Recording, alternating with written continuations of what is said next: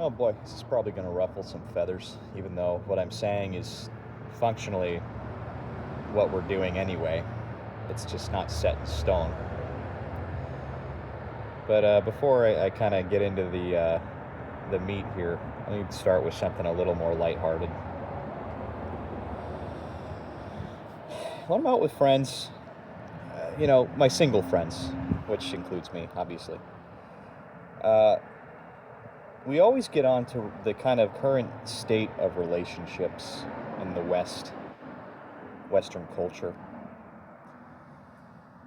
It's funny because men and women say the same thing, which is, it's so hard to meet somebody, unrealistic expectations, you know, people just want this sort of perfect person and these ultimately very transactional relationships, right?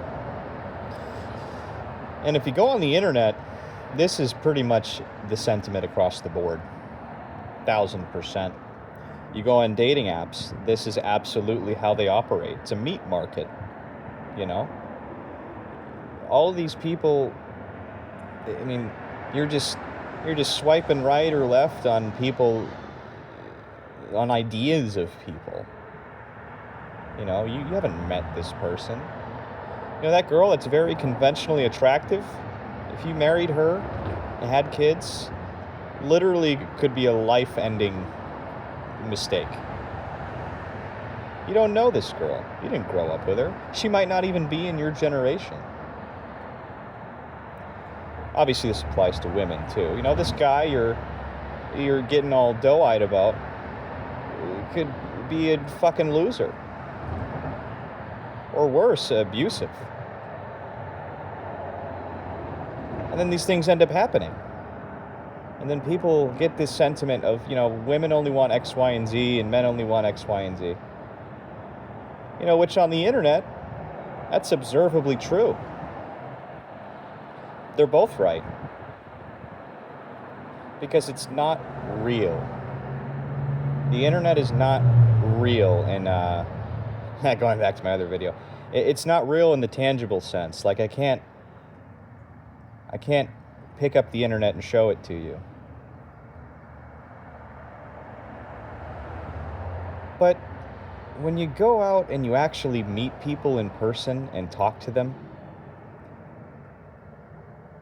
it's like night and day.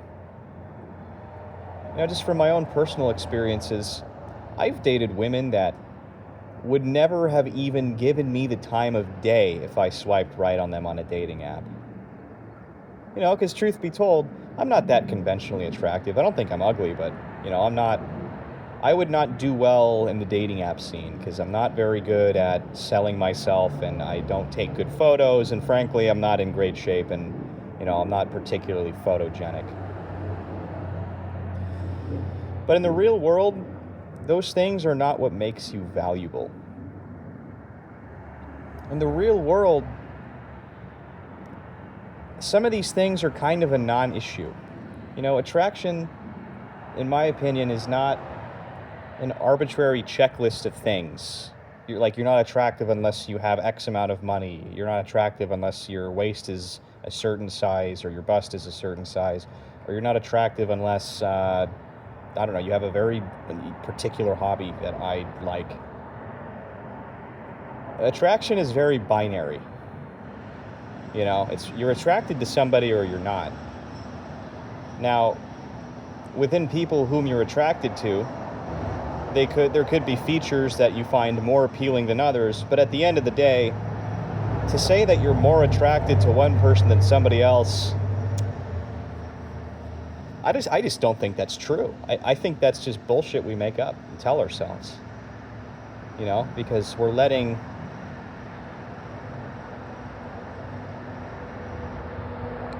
I'll leave it there. I think it's more or less just bullshit we make up. Grass is greener mentality. Oh, Brittany and I have known each other for 10 years, and I think she's pretty. But, this girl, Stella, oh my God. She's new and exciting. I'm going to date Stella instead. Sure. But you see what I just did there? It's like, I didn't really list off characteristics, but my point being, you're attracted to both of these women in this hypothetical scenario. One is not necessarily better than the other.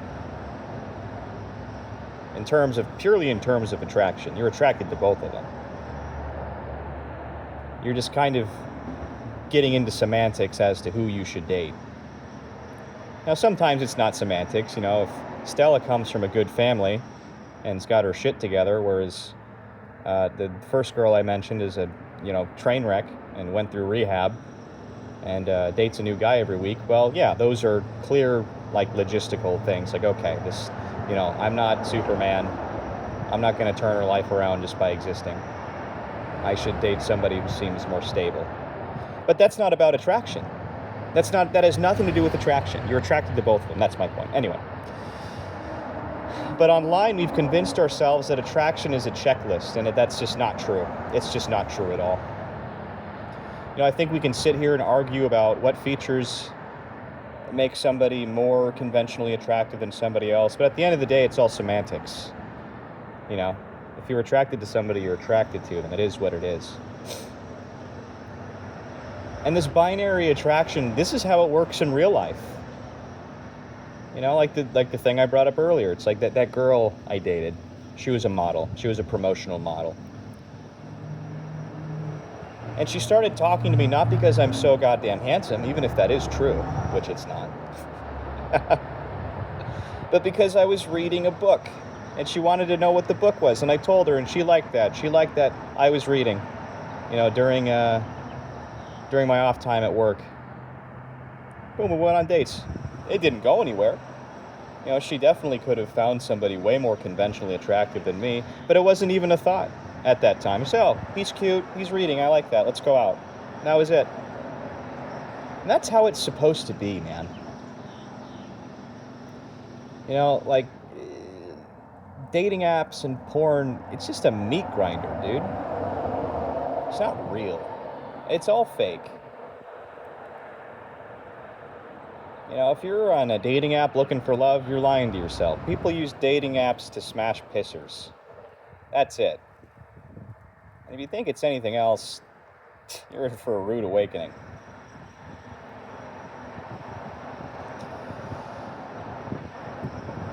In the West, our interpersonal relationships have definitely degraded.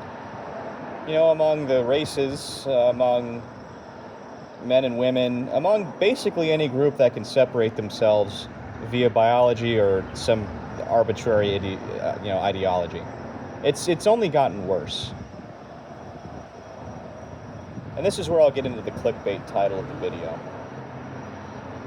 I think age of consent as a concept is very flawed. It's a band-aid solution at best. And we all know the problems with it. It's very obvious. Somebody that's, old, trying to use somebody that's way too young for sexual gratification. It's not about love. It's not about starting a family. It's just about them getting their rocks off. It's the same mentality as porn, basically. That's all it is. And then people who, although are historically, referencing history, are correct, and they say that, well, back in the day, people got married and had kids at, much younger ages. Yeah, that's true. Are we doing that now? Are we getting married and having kids? Fuck no, we're not. We're waiting until we're like 30. So, of course, anyone that comes in and says, well, historically we did this, it's like, no, I cannot accept that point of view in a vacuum, because we don't live in a vacuum. Anyone that's trying to push for a lower age of consent is a bad actor. Across the board. And even if you're not, that's just not something we can do culturally right now. It's just not. What we're doing right now, functionally, regardless of what the laws are, is we're waiting until longer and we're having less kids. So if that's the cultural standard and you're just trying to arbitrarily lower, the age, you just come off as a predator. And if you're not a predator, well, all you're really doing is helping predators, because, it's not like these starry-eyed, like, 16-year-olds are trying to get married and, like, have a family. That's not what's happening. And then the law is preventing them. That's not what's happening. So it's not even you can't even make that argument. It's just disconnected from reality. And I agree, in an ideal world, you know, people aren't predators, and young people can, you know, get married and have kids, and it's not a problem. Be fruitful and multiply, right? But that's not what this is about. So because of the way our culture and society is acting right now, we need a major course correction. And that major course correction, in my opinion, part of that, raising the age of consent to 25. 25.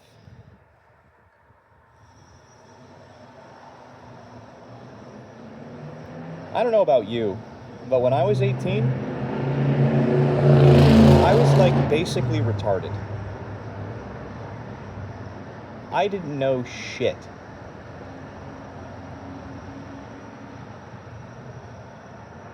So if some like 30-something-year-old woman comes up to me and wants to be like a sugar mama, like everyone's like, oh, like, dude, great. No, not great. That's horrible.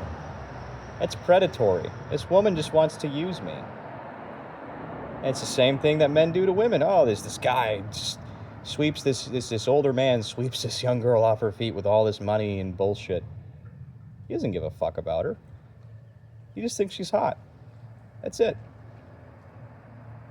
You think he's ever going to take her seriously? If they stick together, even if they got married, you think he's ever going to take this girl seriously? No, because mentally he knows she's a child compared to him. Yeah, and that's where it gets weird. Furthermore, not only do I think the age of consent should be raised to 25, I think culturally it should just be super frowned upon to date outside your generation. Because, frankly, it is weird. It's weird, and I'm tired of pretending like it's not. You know, watching 40-year-old women try to get with like 20-year-old guys is weird. Just like vice versa is weird. You know, even dating within the next generation or the previous generation, I think that's kind of shaky. Because they grew up in a very different world than you did. And their perspectives are based off of that world they grew up in. Yeah, sure, I mean, as an adult, you had a lot of similar experiences and things to deal with, and you both live in the present. But your formative years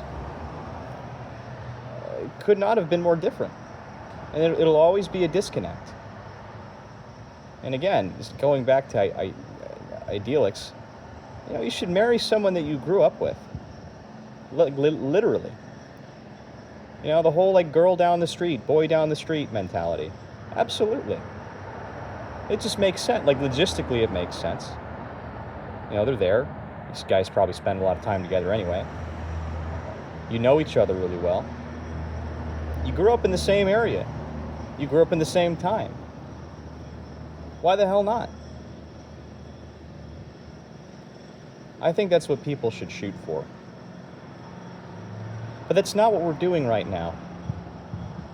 And I think saying you cannot do the no pants dance, maybe unless you're married, until you're 25 is definitely not a permanent solution, by the way. But it's a necessary course correction. Because right now, people are just fucking around. And we're all miserable. We're all miserable, yet we don't want to change. You know, we're all like the underground man in that sense, that guy in the Dostoevsky novel. We know we're such miserable sacks of shit. But I will burn down this entire goddamn planet if you are going to look me in the face and tell me that I'm the problem and I need to change.